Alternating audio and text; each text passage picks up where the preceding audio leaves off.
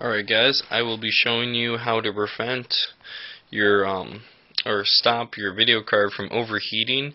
If your video card didn't overheat when you first got it, and if you have a temperature gadget on Windows desktop like I do, or Linux, or even Mac, but if you're running Hackintosh. Anyway, sometimes if you got animals, like fat ass over there, um, uh, or just dust, general, it's an older house, you build up dust inside and, your video card starts to overheat. This will be my second time doing this to mine. So, you unscrew the outside shell if you have one. Most video cards do for styling reasons. And, ducting. So, my screws holes are right there, there, and there. Anyway, as you can see, it's an XFX 9600 GT XXX Alpha Dog Edition, super overclocked to 740 megahertz. I overclock it to 800. But my video card yesterday was running at 160 degrees, so I figured I'd make a YouTube tutorial for you guys. Now, begin by taking off the shielding, unscrew it, then take off your shielding. Then you'll see the heatsink. As you can see, for a single slot card, this is quite a beast of a heatsink. It is literally the length. As you can see, I have all dust buildup in there. You can see what a good vent looks like right there. If I shine my light on it, there's a good vent over to the right there. And the rest is all covered up with dust. I mean caked. Totally caked with dust. Yep.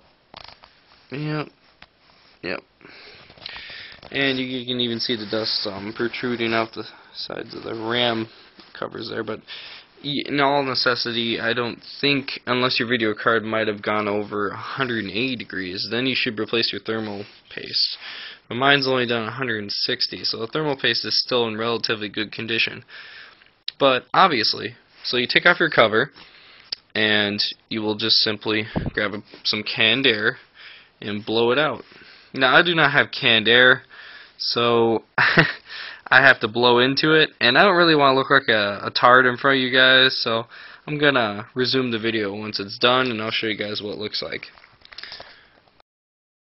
Alright guys, when you're done, it should look like this. Just a very perfect, you can see into the vents very clearly. You can, there's no dust like there was last time. It's very shiny. Check the back vents. Flip your card around. If you have back vents, yours might be on the side. I have some on the side over here. Check those vents. Make sure those are clean. And all of mine are clean. And find the RAM ones. My RAM chips are located right where the red light is, right there. Right there, and right there, because it's only a 512 card, so it's right there. On either side of the heatsink, right there. Yeah. There. There. Yeah. And once you're done, in my experience with just the half the heatsink you saw was half of the heatsink, except for this little teeny part, was covered with dust. So you're literally getting no airflow. Because your graphics card is usually located on the heatsink right here. Mine is. You actually can see it inside there. It's under there. You can't really see it, but it's right down there. And if you don't really know where your graphics card is, follow the clamp. The middle clamp with the most fuses right there. That's where mine is. And the rest are just supporting screws to make sure the board doesn't flex like the Xbox does. So, once you're done, guys, you should be very happy with the results. I know I am. I drop usually 20 to 40 degrees every single time I do it. And then my video card doesn't go apeshit on fans, because it doesn't need to.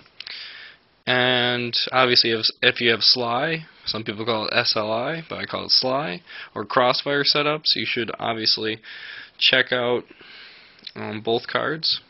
Or just check out the card that's dusty, but it's always recommended, keep the heat levels on both even, because that way you have equalized the probability of both of them, one of them failing. Because if you don't clean one, then obviously the other one has a better chance. The one that you didn't clean has a better chance of failing than the one you just cleaned.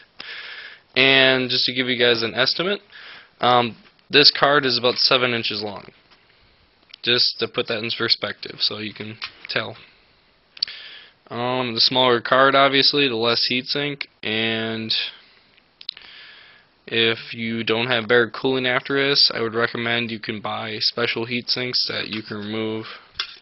You can remove this whole entire heat plate and everything. There's special ones you can buy for your specific card, and you can buy them, and they have liquid cooling setups. They have setups that stand like this, where my hand is upright, and there's fans blowing, and that's all heat sink across. But you should make sure you have enough case room. Thanks for watching, guys, and I hope your video cards run better after this. Thanks.